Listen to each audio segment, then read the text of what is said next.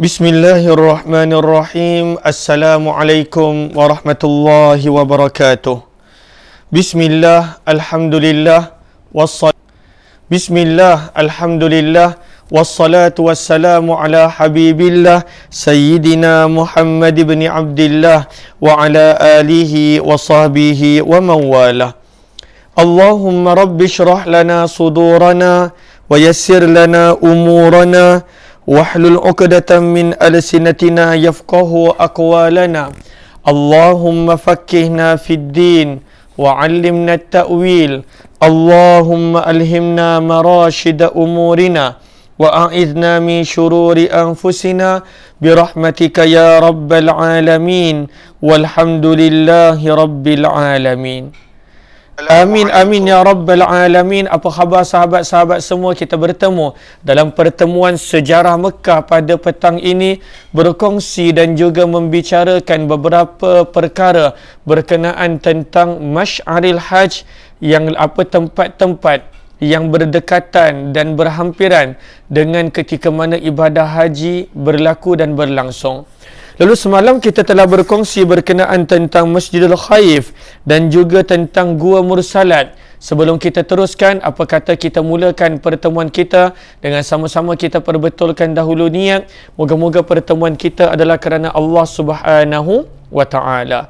Nawaitu ta'alluma wa ta'lim wa tadhakkura wa tadhkir wa naf'a wal intifa' wal ifadata wal istifadah wal hatha ala tamassuki bi kitabillah wa sunnati rasulillahi sallallahu alaihi wasallam wa du'ai ila al huda wa dalalati ala al khair ibtigha'a wajhillah wa mardatih wa kurbih wa thawabih. Amin amin ya rabbal alamin. Ahlan Galid Spread, Aisyah Osman, Ummi Zayhadi, Nurazia Mukhtar, Nasirun Ori, Samzia SBT, Nur Hayati Yahya, Hashimah Osman, Zabariyah, Jamaliyah Manab, Hasna Hussein, Safia Sapian, Zimah Don, Siha Cika, kemudian Aminah Hitam, Anissa Wahid, Bunga Lawang, kemudian Zakia Muhammad Nin, Dayang Awa, Tuan Nur Rahim Sharif, kemudian Syamsiah Salih, Ija Rahman, Noridah, Ruziyah, Zahara, Nazatul Naina, Zainab Mahmud, Serina Abdul Rahman, dan juga Merwani, Zahini Wahid, M. Nasir Harun, serta semua sahabat-sahabat yang lain. Ahlan kepada sahabat-sahabat semua. Waalaikumsalam warahmatullahi wabarakatuh kepada semua yang memberi salam. Kita berada pada program Sejarah Mekah dan kita sebenarnya telah berkongsi banyak, bermula daripada kota Mekah, ataupun kemudian yang keduanya Tanah Haram, yang ketiga adalah miqat makani ketika mana untuk haji dan umrah, dan kemudian berkenaan tentang Baitullah Kaabah, kemudian berkenaan tentang Masjidil Haram. Dan hari ini kita nak sambung berkenaan tentang tempat-tempat yang dilalui ketika mana ibadah haji. Lalu ini adalah siri yang ke-27 pada hari ini. Mohon je sebaik sahabat-sahabat untuk bantu share, bantu untuk kongsi, bantu untuk sebar luas dan juga tag rakan-rakan yang lain. Moga-moga lebih ramai yang beroleh manfaat. Ramai yang kata jelas terima kasih daripada Shah Alam, daripada Kuantan dan juga daripada pelbagai tempat-tempat yang lain. Lalu hari ini penulis buku membawa tajuk berkenaan tentang jamrah. Jamrah ataupun jumrah. Kita telah sebutkan semalam perkataan jamrah. Jim, mim, ra dengan ta marbutah. Jim berbaris atas, mim itu adalah mati, ra berbaris atas ataupun ta marbutah, dan juga ta marbutah jamrah, ataupun jim berbaris dhammah depan jumrah. Apakah maksud jamrah ataupun jumrah? Memberi makna akan batu kerikil. Lalu batu kerikil itu orang Arab panggil jamrah dan juga jumrah. Sehingga tempat di mana pada musim haji kita lontar batu kerikil, keseluruhan tempat itu dikenali sebagai jamrah. Ada jamratul aqabah, ada yang wusta dan juga sebagainya. Lalu sebab itu disebutkan di sini. Dan dalam manasik haji ada 3 jamrah. Yang pertama dikenali jamratus sughra, ataupun terjemahannya jamrah kecil, dan dikenali juga sebagai jamratul ula, jamrah yang pertama. Kemudian yang kedua al-jamratul wusta, jamrah pertengahan, tempat melontar yang pertengahan. Dan yang ketiga dikenal sebagai jamratul aqabah, jamrah al-aqabah. Lalu kata penulis buku, ketika mana kita buat ibadah haji, waktu umrah tak ada melontar-melontar ni. Waktu umrah yang ada melontar dekat shopping komplek. Lalu sebab itu orang bila pergi umrah, maka pada waktu itu luar biasa dia punya melontar. Dia nak menggantikan melontar batu pada musim haji dengan melontarkan duit, melontarkan apa yang dia ada pada waktu itu sebagai kenang-kenangan. Membeli, ada yang beli sejadah, ada yang beli korma, ada yang beli madu, ada yang beli mainan, ada yang beli minyak wangi, ada yang beli hadiah untuk keluarga, ada yang beli macam-macam. Lalu ketika mana musim umrah, waktu ibadah umrah, tak ada melontar jamrah. Yang ada adalah melontar pada waktu itu duit-duit yang kita bawa. Tak cukup yang bawa cash, keluarkan lagi. Tak cukup yang dalam bank, maka pada waktu itu minta keluarga untuk hantar lagi. Lalu itulah semangat melontar yang ada pada musim haji. Terlalu kuat. Terlalu kuat. Masa mula-mula kebanyakan jemaah umrah akan kata, saya tak bawa banyak pun Ustaz cash. Dan memang ada orang yang memang kalaulah yang dah biasa pergi, memang dia tak beli banyak. Tapi selalunya bila orang yang pertama kali datang, dia kata saya tak beli apa-apa Ustaz, saya bawa sikit je. Sikit je. Supaya nanti tak beli apa-apa. Tetapi bila dia hidup dalam suasana melontar, teman bilik dia melontar, bilik sebelah dia pun melontar, tingkat itu dalam hotel tu melontar, keluar hotel ada tempat melontar, lalu dekat laluan shopping mall ada tempat melontar. Selalunya tak cukup duit yang dia bawa. Dia akan keluarkan, akan tanya, kat mana tempat nak keluarkan duit Ustaz? Kat mana tempat nak tukar duit? Bahkan kadang-kala tak tanya pun, dah tahu dah jumpa dan sebagainya. Inilah kekuatan melontar pada waktu umrah. Tapi waktu umrah tak ada melontar jamrah, hanya pada musim haji. Maka sebab itu ketika mana musim haji, adanya melontar. Firman Allah Subhanahu wa taala pada surah yang ke-60, pada surah Al-Mumtahanah, pada ayat yang keempat. Surah yang ke-60, surah Al-Mumtahanah, pada ayat yang keempat, muka surat 549. Muka surat 549. Firman Allah pada muka surat 549 surah yang ke-60 Al-Mumtahanah ayat yang keempat. Qad kanat lakum uswatun hasanah fi Ibrahim. Firman Allah Subhanahu wa taala, sesungguhnya ada bagi kamu teladan yang baik pada Nabi Ibrahim alaihi salatu wassalam. Apakah teladan yang baik pada Nabi Ibrahim? Dan itulah kata para ulama tafsir, antaranya mengikuti cara ibadah Nabi Ibrahim alaihi salatu wassalam. Lalu kita melontar itu ada kaitan dengan Ibrahim yang melontar kepada syaitan ketika mana syaitan cuba untuk menghasut dia sebanyak 3 kali supaya tidak meneruskan niat dia untuk menyembelih Nabi Ismail. Sebab Nabi Ismail disembelih di Mina, Nabi Ibrahim bawa anak dia ke Mina untuk disembelihkan. Maka 3 kali syaitan munculkan diri untuk menghalang dia. Pada waktu itu dengan kata, jangan dengar kepada apa yang kamu lihat dalam mimpi. Takkanlah kamu nak sembelih anak kamu? Tidakkah kamu sayang kepadanya sebagainya? Maka Nabi Ibrahim melontar syaitan. Muncul lagi kali kedua syaitan itu. Nabi Ibrahim melontar lagi. Muncul lagi kali ketiga menghasut. Maka Nabi Ibrahim melontar lagi. Lalu perbuatan kita melontar, bukanlah pada waktu itu syaitan tu masih ada kat situ. Tetapi sebenarnya kita melontar itu adalah nak mengikut perbuatan Nabi Ibrahim yang pada waktu itu mengambil batu dan melontarkan pada waktu itu di tempat yang sama. Pada waktu itu nak mengingatkan kita dalam kehidupan untuk membuang jauh-jauh hasutan syaitan setiap kali hasutan syaitan datang mengganggu. Lalu bukanlah pada waktu dekat batu jamrah tu, dekat kawasan jamrah tu ada syaitan yang sama diikat, tidak. Tetapi perbuatan membaling dengan batu itu disukai oleh Allah Subhanahu wa taala. Sebab itulah baginda Nabi SAW pun buat begitu. Dan baginda Nabi SAW pun ada bersabda dalam sepotong hadis, "Khuzu anni manasikakum." Ambillah daripadaku cara kalian untuk melakukan haji. Dan waktu ketika mana Hajjatul Wada', Nabi melontar pada ketiga-tiga jamrah ini, pada jamrah ini.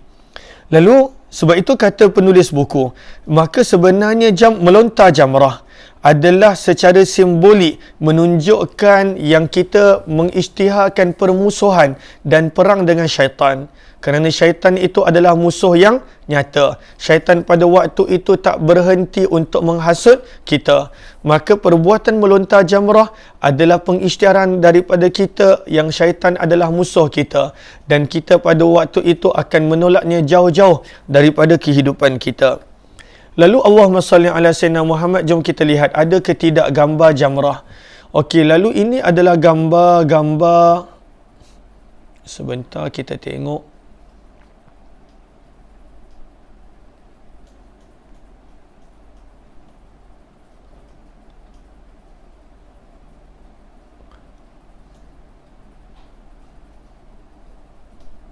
Okey.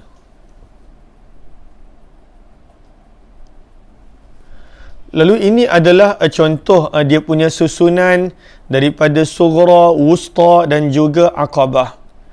Kemudian gambar lama tentang jamrah, saya tak jumpa banyak. Lalu ini jamrah pada zaman dahulu, kecil je. Dan pada waktu tu manusia pun tidaklah ramai seperti mana zaman kita, kecuali lah waktu Covid ni memang lagi tak ramai.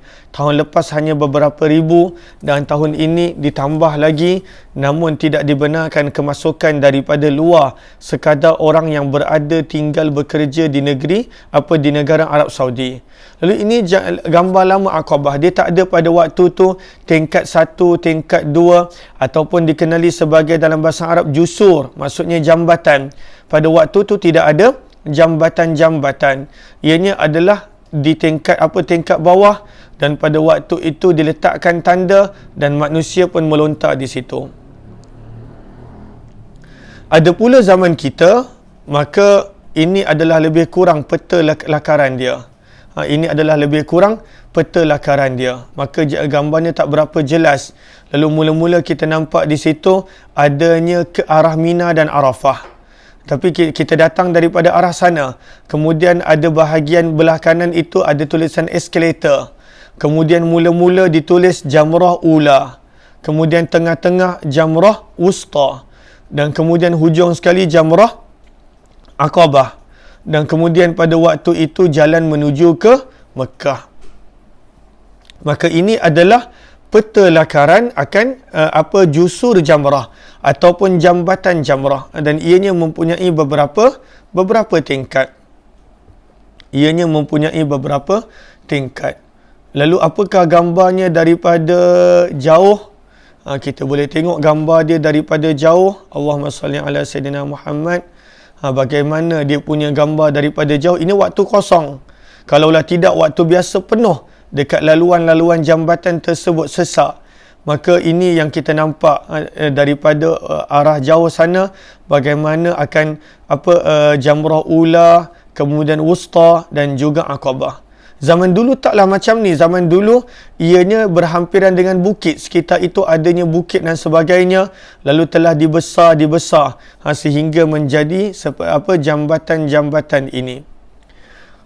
Saya tak pasti saya ada tak gambar waktu ramai orang. Kita tengok. Ini waktu ramai orang. Dekat tempat melontar waktu musim haji. Semua orang berkumpul dekat tempat yang sama, nak buat benda yang sama. Kita boleh nampak lautan manusia. Bagaimana pergerakan manusia, lautan manusia. Daripada arah yang putih-putih, daripada arah Mina, dan pada waktu itu kita nampak bagaimana manusia berpusu-pusu sebab dia punya waktu adalah waktu yang sama pada 10 Zulhijjah dan kemudian pada hari-hari tasyrik. Lalu ini kita nampak sesaknya. Allahumma salli ala Sayyidina Muhammad. Bahagian dalam dia Ada tak gambar bahagian dalam dia lebih kurang, tak seperti dulu kecil, ianya telah dibesarkan. Lalu saya tak pasti ini tingkat berapa, sebab dia ada beberapa tingkat. Kemudian ada gambar dia pada waktu malam, Allahumma salli ala sayyidina Muhammad. Ini gambar dia pada waktu malam, jamrah pada waktu malam. Maka ini adalah jamrah. Ini adalah jamrah. Allahumma salli ala sayyidina Muhammad wa ala ali sayyidina Muhammad.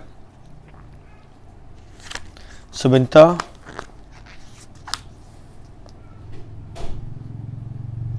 Maka disebutkan di sini, diriwayatkan daripada Abdullah bin Abbas radhiyallahu taala anhuma, bahawa ini adalah hadis riwayat daripada Abdullah bin Abbas yang mana ada dalam riwayat Majma'uz Zawaid, dalam Majma'uz Zawaid, bahawa ketika mana Nabi Ibrahim diperintah untuk mengerjakan manasik, maka beliau telah ditemani oleh Jibril menuju ke Jamrah Al-Aqabah. Maka pada waktu itu syaitan halang dia. Maka Nabi Ibrahim melontarnya dengan 7 batu sehingga syaitan berlalu pergi.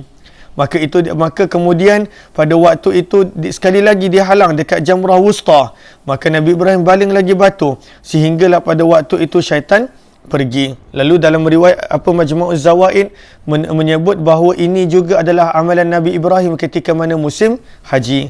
Selain daripada ketika mana pada Nabi Ibrahim nak sembelih anaknya, pada waktu itu syaitan pun datang untuk menghalang dan juga menghasut. Maka Nabi SAW pada ketika mana buat haji pun, baginda Nabi SAW melakukan ibadah seperti mana zaman Nabi Ibrahim dan juga pada hari-hari tasyrik. Lalu tiang jamrah. Ini zaman kita nak cerita tentang tiang jamrah. Kata penulis buku, tiang yang terdapat di jamrah sebenarnya sekadar untuk menanda tempat munculnya syaitan yang kemudian telah dilempar oleh batu kerikil oleh Nabi Ibrahim. Lalu ianya bukanlah ada daripada zaman Nabi Ibrahim. Bukan. Itu kemudian sekadar nak menjadi tanda, nak lontar kat mana? Dekat kawasan ini. Dan bukanlah batu tu syaitan. Setengah orang pada waktu tu disangka, syaitan dah berubah menjadi batu, pada waktu tu nak kena baling tepat-tepat pada batu itu. Maka ia sekadar tempat tanda di mana pada waktu itu Nabi Ibrahim telah melontar batu kepada syaitan. Bukanlah maksudnya syaitan itu dah berubah menjadi batu ataupun syaitan itu diikat pada batu. Tidak. Tetapi itu sekadar tempat tanda, kata penulis buku. Okey, lalu ianya kerap diperbaharui tanda tersebut sebab ianya dah memakan masa ribuan tahun.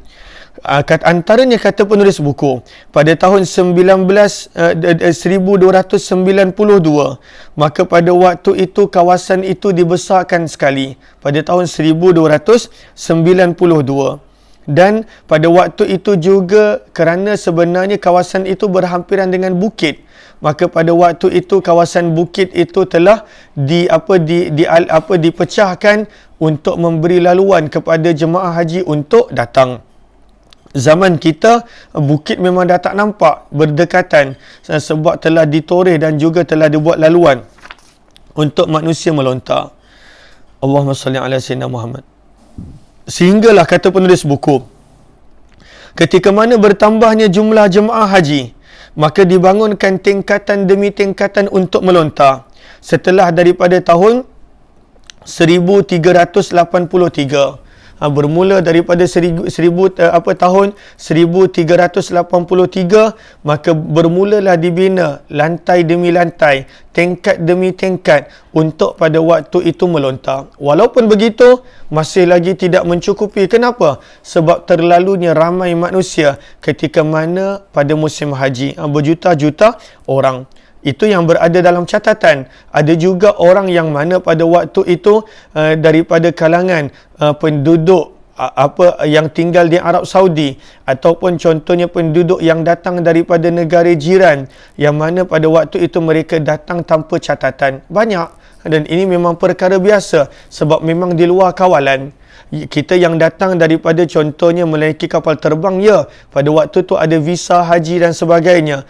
Tetapi orang yang datang daripada dalam kalangan yang tinggal di Arab Saudi sendiri, ataupun yang berada pada waktu itu datang daripada negara jiran melalui jalan darat, maka pada waktu itu ramai lagi yang pada waktu itu datang dalam keadaan tak berdaftar, tetapi mereka nak buat ibadah haji.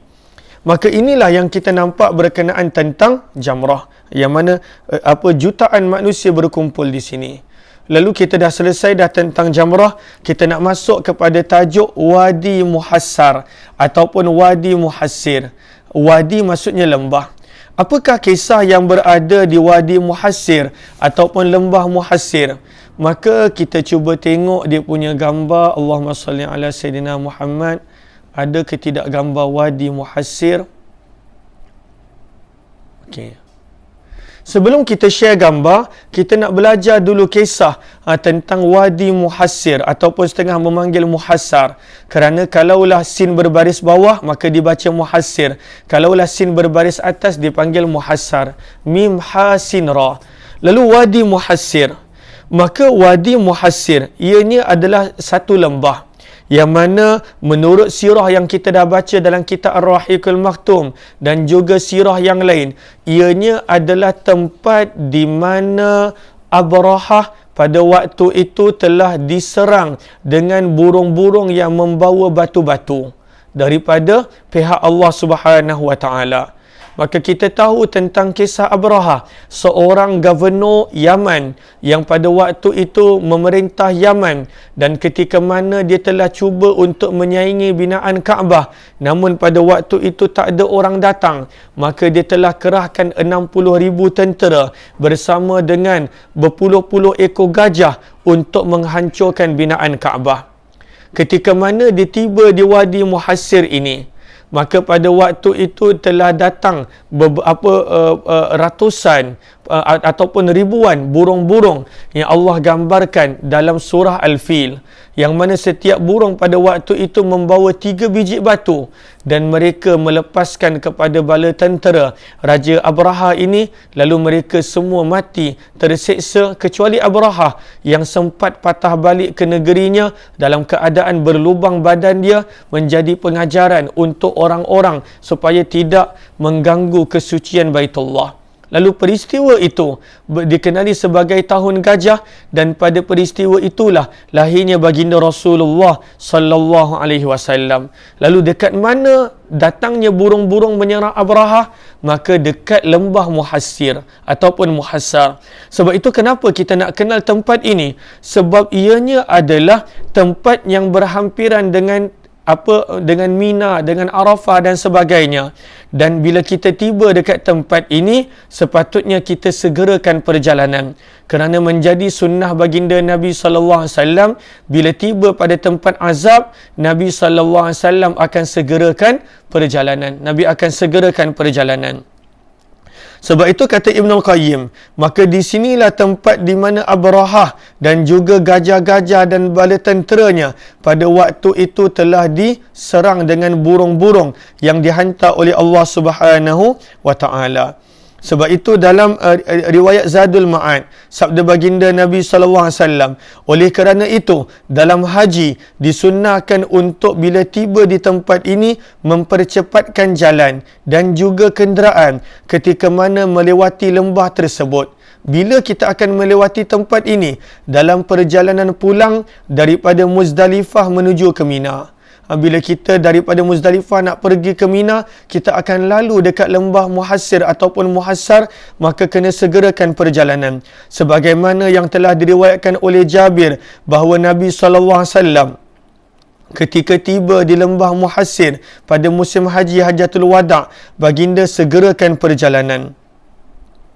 Ibn Al-Qayyim juga meriwayatkan, minta maaf, ini Sahih Muslim. Riwayat Jabir bin Abdullah ini Sahih Muslim. Ada dalam Sahih Muslim. Ketika mana Jabir bin Abdullah menceritakan amalan baginda Nabi sallallahu alaihi wasallam. Okey, sebab itu dia punya tempat ini berhampiran dengan tempat-tempat haji. Kata penulis buku, batas ataupun sempadan lembah Muhassir yang benar-benar terletak antara Muzdalifah dan Mina ini ditanda dengan pada waktu itu tanda Wadi Muhassir, lembah Muhassir. Ia termasuk ke dalam wilayah tanah suci, sebahagian daripada tanah haram, tetapi tidak merupakan masy'ar, tetapi tidak merupakan tempat untuk berkumpul pada ibadah haji. Lalu inilah antara gambar-gambar yang saya jumpa berkenaan tentang Wadi Muhassir ataupun Wadi Muhassar. Ia sekadar lembah biasa, tetapi ianya tempat di mana diturunkan azab.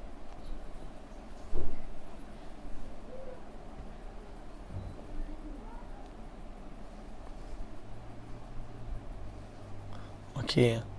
Lalu ini gambar dia. Bagaimana daripada Muzdalifah ketika mana nak menuju ke Mina, pada bahagian kiri gambar pada laluan kuning yang apa di bawah ataupun bersebelahan dengan warna hijau itu ditulis Wadi Muhassar. Bila kita daripada Muzdalifah nak menuju ke Mina, maka pada waktu itu kita akan melewati Wadi Muhassar, maka digalakkan untuk menyegerakan perjalanan. Kerana di situlah Abrahah telah diazab dan juga diseksa. Okey. Ini dia lebih kurang gambar dia di manakah Wadi Muhassar. Dia sangat pada waktu itu bersebelahan, sebab zaman kita tapak-tapak telah dibesarkan. Lalu daripada Muzdalifah ketika mana nak menuju ke Mina, maka pada waktu itu adanya Wadi Muhassar kita akan jumpa dan lewati. Okey. Lalu ini tempat yang mana cumanya setiap orang laluan dia berbeza-beza setiap negara. Tetapi kalaulah ada yang melalui Wadi Muhassar, sunnah untuk menyegerakan perjalanan. Kemudian penulis buku menceritakan berkenaan tentang pasukan Gajah Abrahah. Yang ini kita tidak kongsikan. Saya telah kongsikan secara ringkas, namun cerita detailnya kita dah baca dalam kitab Ar-Rahiqul Maktum. Kemudian dekat Muzdalifah, kemudian adanya tentang Muzdalifah. Lalu Muzdalifah, antara perkara yang berada di Muzdalifah adalah Masjid Masy'aril Haram. Dan Nabi SAW daripada Arafah, Nabi SAW solat maghrib dan isyak secara jamak di Muzdalifah. Yang mana itu waktu haji, maka kita akan lalui. Dan di Muzdalifah adanya Masjid Masy'aril Haram. Masjid Masy'aril Haram yang mana gambar dia. Okey. Masjid Masy'aril Haram. Adanya Masjid Masy'aril Haram di Muzdalifah. Lalu Muzdalifah selalunya kita pada waktu itu membuat persiapan untuk menuju ke Mina, untuk melontar pada tarikh 10 Zulhijjah. Lalu daripada Arafah 9 Zulhijjah kita akan solat maghrib dan isyak. Kalaulah ikut Nabi punya haji, Nabi solat maghrib dan isyak di Muzdalifah, dan daripada Muzdalifah kemudian Nabi SAW menuju ke Mina. Okey, ini adalah Masjid Masy'aril Haram, dan insya-Allah esok kita akan habiskan bermula daripada Arafah sampailah kepada Masjid Namirah, dan kita akan buat perkongsian tentang beberapa perkara yang lain. Saya harap kita boleh habiskan sejarah Mekah esok dan kita boleh masuk kepada tajuk tajuk kelebihan haji, supaya kita dapat baca sedikit sebanyak tentang kelebihan haji. Lalu moga-moga bermanfaat insya-Allah. Terima kasih kepada sahabat-sahabat yang bersama dalam tempoh 30 minit ini dalam program Sejarah Mekah. Kita akan sambung esok. Harap esok adalah siri yang terakhir, dan kemudian kita nak baca berkenaan tentang kelebihan-kelebihan haji. Hadis-hadis berkenaan tentang haji. Amin ya Rabbal Alamin. Kepada sahabat-sahabat yang ingin bersama untuk korban di Mekah, masih lagi dibuka, boleh sahaja tekan link ataupun nombor yang telah diberikan. Moga-moga bermanfaat insya-Allah. Kita jumpa lagi pada pertemuan yang lain. Wabillahi taufiq wal hidayah. Assalamualaikum warahmatullahi wabarakatuh.